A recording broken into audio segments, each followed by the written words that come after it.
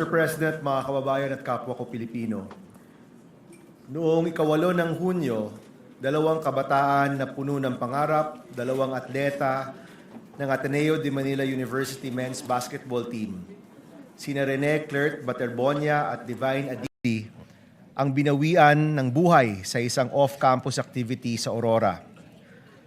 Noong nakarang Huwebes, nabisita po natin ang magulang ni Rene. At sa gitna ng lungkot, dalamhati at galit, iisa lang po ang kanilang hiling, ang katotohanan. Ano ba talaga ang nangyari sa kanilang anak? At sa palagay ko po, kung ito po'y nangyari sa kahit sino sa atin, ito rin naman po ang hihingin natin.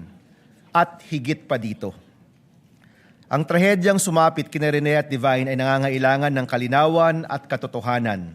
At para po sa magulang, pamilya, kaibigan at komunidad ni Rene at Divine, posible pong maging espasyo ang Senado upang lumabas ang katotohanan sa mga pangyayari sa araw na iyon.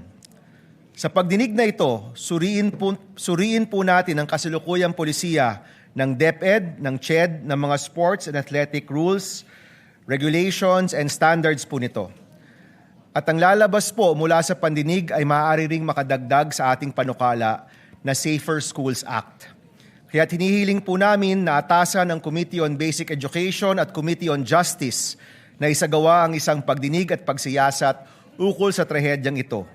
Para po sa katarungan, para po sa kaligtasan, para po sa ating kabataan, at syempre po para kay Rene at Divine. Maraming salamat po, Mr. President.